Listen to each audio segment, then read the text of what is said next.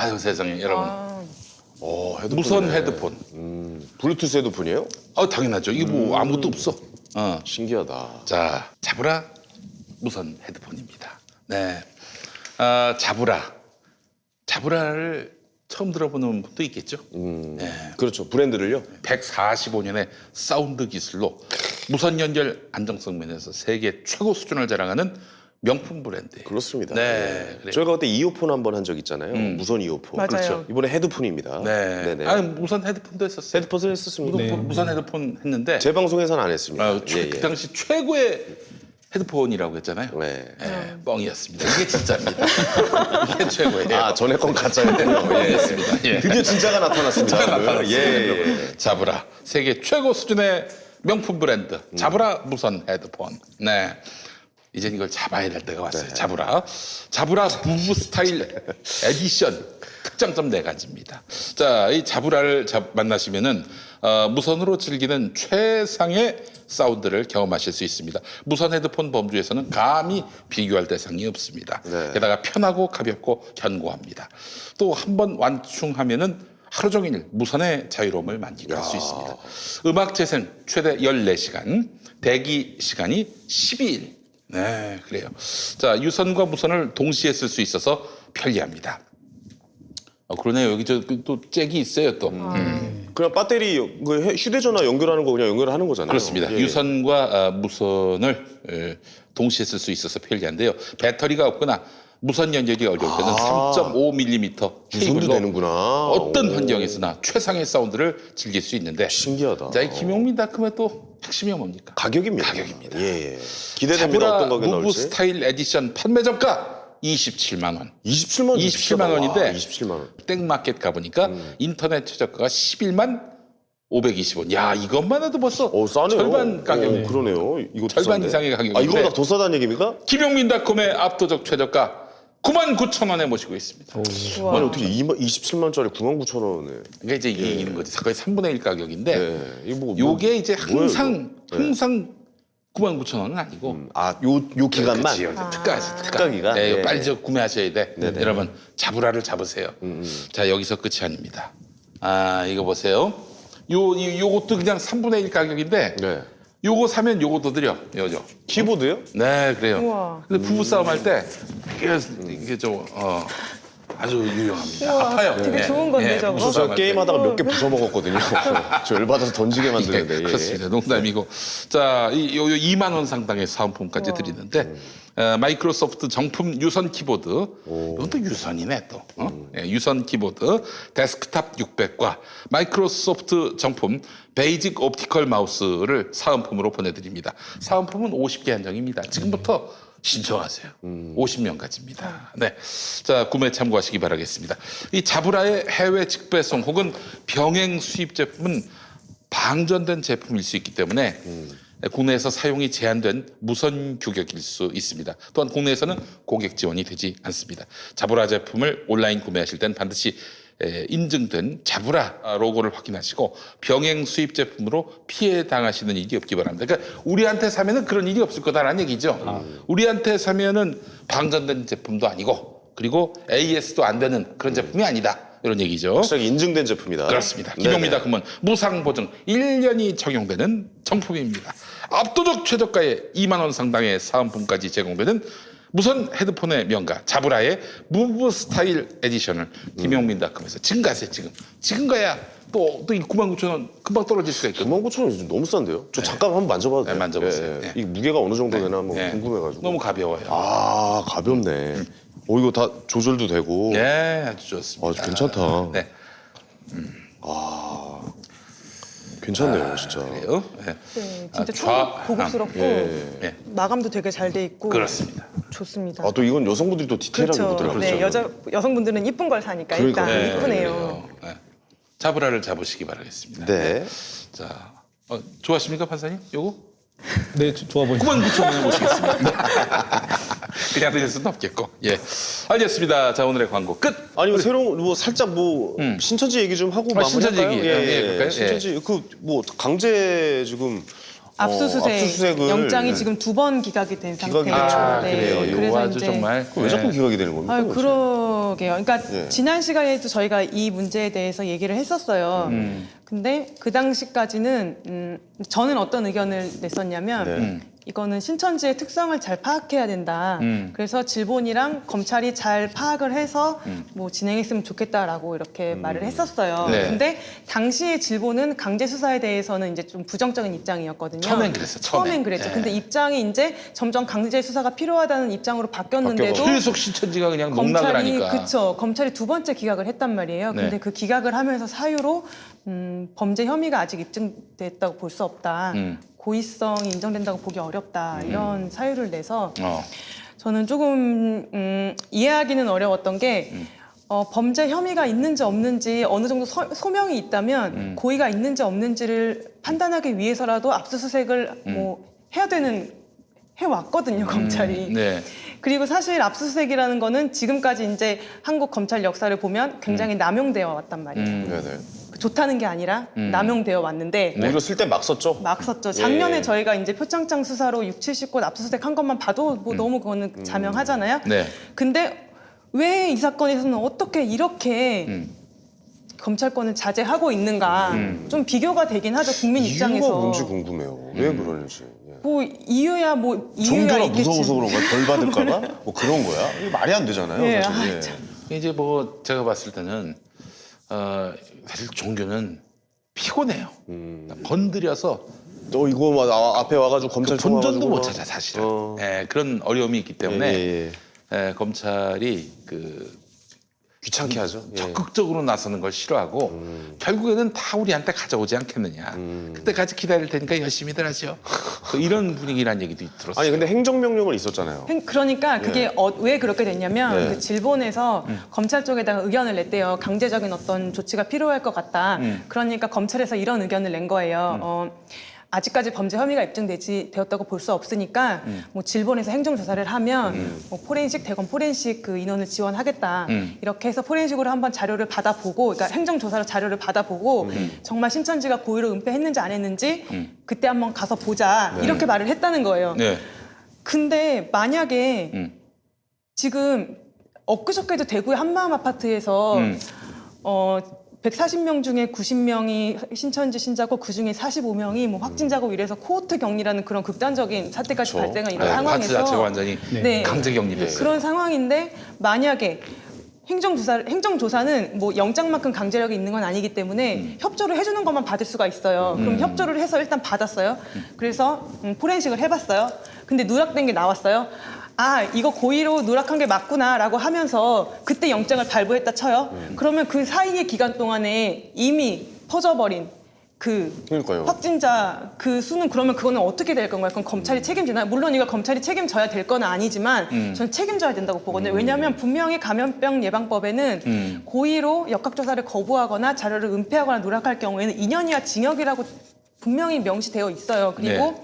서울시장이 뭐 어떤 법률가들은 좀 무리하다고는 하지만 저는 근거는 있다고 보는 게 살인죄, 상해죄 이런 것들로 고발까지 한 상황인데 네. 살인죄로도 고발이 그쵸, 됩니까? 미필적 고의에 의한 미필적 부작위에 고의에 의한 의한? 살인죄라는 어떤 법리 구성을 잘해서 고발은 이제 하셨거든요. 아, 그렇군요. 근데 이러한 상황에서 충분히 압수수색할 수 있는 근거가 저는 있다고 지금까지 검찰의 역사에 비춰봤을 때 충분히 압수수색할 수 있었고 그다음에 한 가지 말씀을 드렸던 게 아까 박근혜 전 대통령에 대한 탄핵이 진보와 보수를 막론하고 우리 헌법질서 수호를 위해서 정말 많은 극대 다수가 한 목소리를 냈다 이거였는데 네네. 지금 검찰 조사에 대한 압수수색에 대한 여론조사도 비슷한 거예요. 80%가 넘었어요. 85%가 압수수색을 찬성하고 있고 맞아요. 예. 대구에서는 95%가 찬성을 했단 말이에요.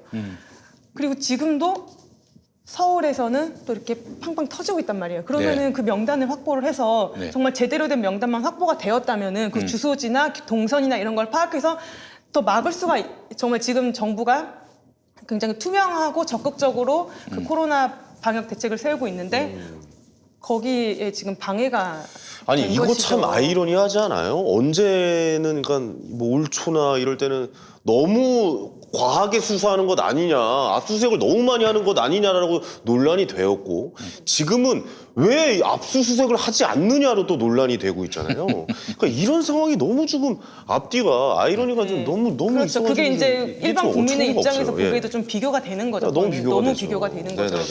이게 말이죠. 많은 분들이 잘 모르시는데 이게 법원에다가 구속영장을 청구해서 기각된 게 아니라 경찰이 신청을 했는데 검찰이 그걸 그냥 검찰에서 카트한 거죠. 카트 시켜버린 거예요. 어떠세요, 후보자님? 이런 검찰에 지금 신천지를 압수수색을 하고 있지 않은 모습에 대해서 어떻게 좀 받아들이고 계신지 궁금합니다. 방금 말씀하신 것처럼 네네. 이번 사안은 어떤 국민의 생명과 안전에 관하여 아주 긴급한 네. 위협이 되는 사안이기 그렇죠. 때문에 이제 검찰에서 압수수색 영장 청구 여부를 검토하면서 조금 더 적극적인 검토가 있었으면 좋겠다는 아쉬움이 드는 건 사실입니다. 네네네. 사실입니다만 또 한편으로는 말씀하신 것처럼 압수수색 영장의 그 청구나 발부 여부에 관하여 좀 언론과 국민들께서 많은 관심을 갖게 되는 계기도 되었던 것 같습니다.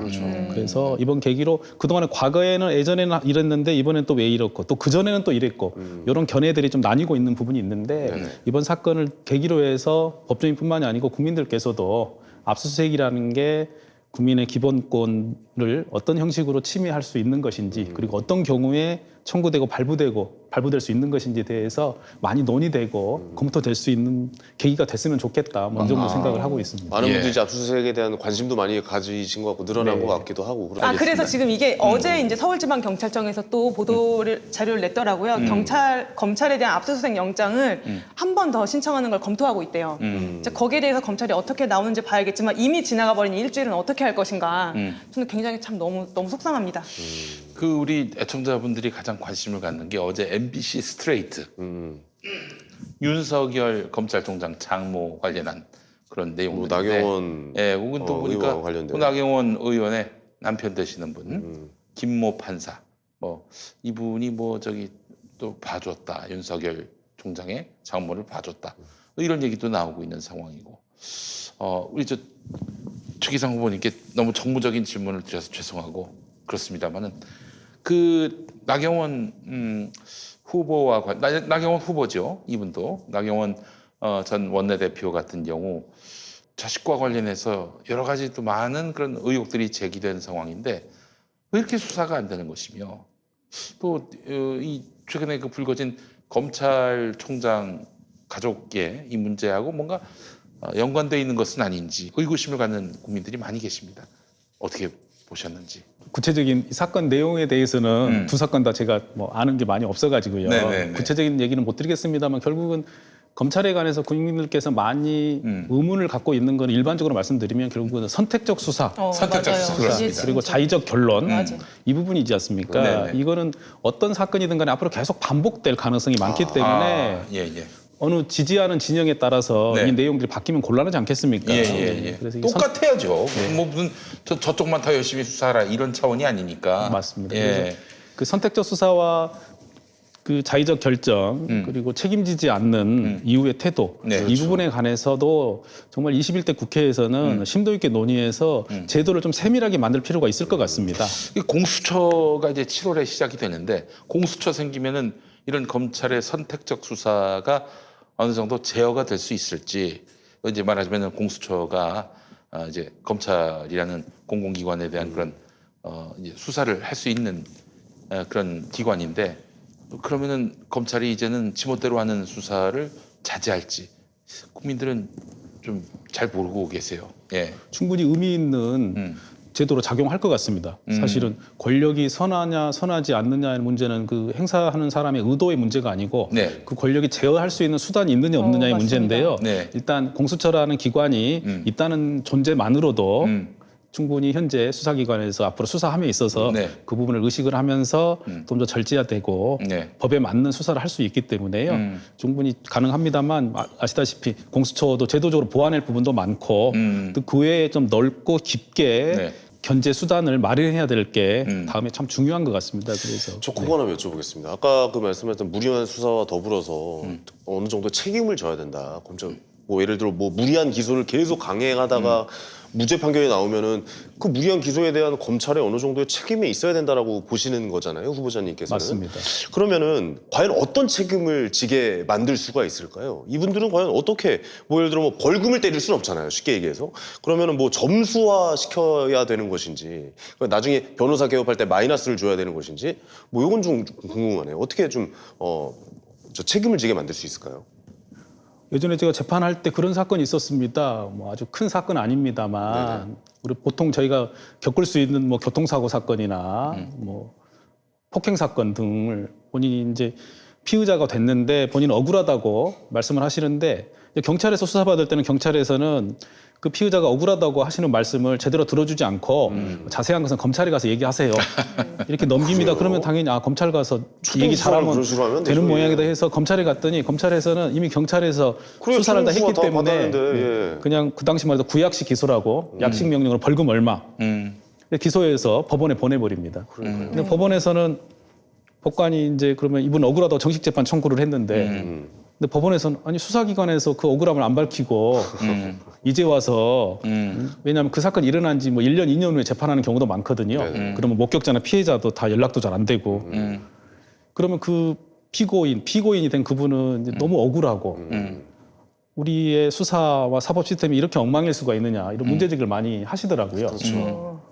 그러니까 별일 아니라고 다들 치벼고 그냥 약식기소로 빨리 그냥 벌금 50만 원 때리고 넘어가야 된다. 약간 이런 마음인데 맞습니다. 무슨 법원까지 왔어요. 약간 뭐 이런 식으로도 법원까지 결국에는. 그런 마음이 없지 않아 있던 것 같습니다. 네네. 근데 그 국민의 입장에서 생각을 해보면 억울하죠. 너무 억울하죠. 그건 본인의 인격과 인간의 존엄에 관련된 문제거든요. 네. 그럼요. 예. 전과 벌금을 내고 잘못했다는 게. 네. 근데 그 부분이 그동안 수사기관과 법원 중심의 수사와 재판이 이루어졌기 때문에 일어났던 일이라고 생각이 들고요. 네. 그래서 지금이라도 그런 과정에서 그 국민께서 이거는 경찰 또는 검사, 법관이 책임을 져야 된다라고 문제 제기를 하시면 네. 어떤 형태로든지 그게 반영이 되는 제도가 있어야 되고요.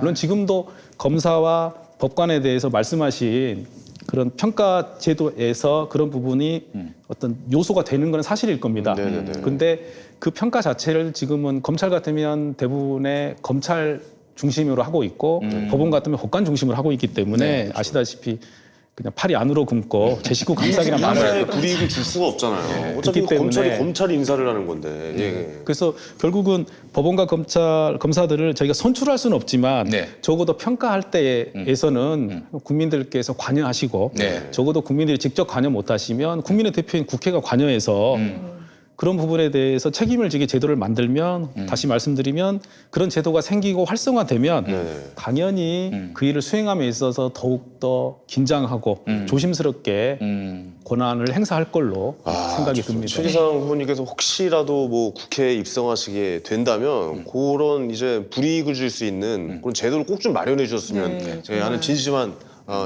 어린 마음 좀 네. 전해드리고 싶습니다. 네, 뭐 말씀드렸지만 대부분의 판사 검사들은 정말 열심히 일하고 계시기 때문에 그럼요. 아, 맞습니다. 극히 일부의 네. 분들에 대해서 해당되는 일이겠습니다만 그 일부에 해당되는 경우를 하더라도 그분들의 대상이 되는 국민들께는 그렇죠. 온전하게 그렇죠. 정말 본인과 본인 가족의 어마어마한 문제이기 때문에 그런 잘못된 판사 검사 만나면은 검찰 법원이 다 그런 줄 알아요. 맞습니다. 일부의 사람 때문에 맞아요. 전체가 욕먹는 경우가 예. 좀 많이 발생하죠. 예. 아 그래요. 아, 오늘도 오늘 우리 최기상 후보님 모시고 서울 유익했습니다. 금천구에 이제 예, 예. 출마하시는 최기상 후보님 모시고 이야기를 나눠봤는데 네네.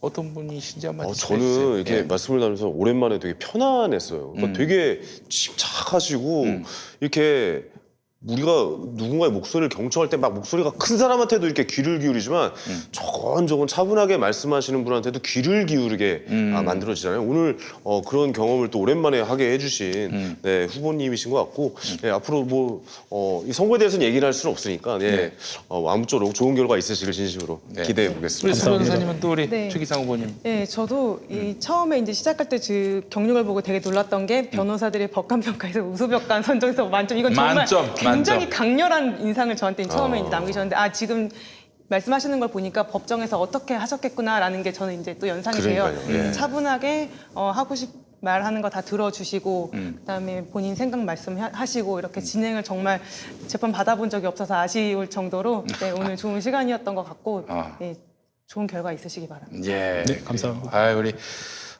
이 최기상 후보님은 서울 금천구의 우리 구민들을 대표하는 그렇습니다. 국회의원이 되시려고 하시는데 제가 보기에는 사법개혁을 바라는 또 국민을 대표해서 국회에 가시려 하는 분이구나 이런 생각을 그러니까요. 제가 네. 했습니다. 그래서 네네. 금천 구민들이 어떤 판단을 하실지 우리가 좀 예리하게 또 지켜보도록 하겠습니다. 알겠습니다. 정말 이 사법개혁에 대한 어떤 강력한 의지를 갖고 계신 분이고 또한 우리 한국 사회 특히 소수자 약자의 목소리가 무시되지 않는 잘 대변되지 않는 사람들의 목소리도 대변될 수 있는 사회를 꿈꾸시는 최기상 후보님이 아닌가 생각을 해보면서 그렇습니다. 그 초심을 항상 잃지 않으시기를 또 기원하고 또 바라는 바입니다. 예.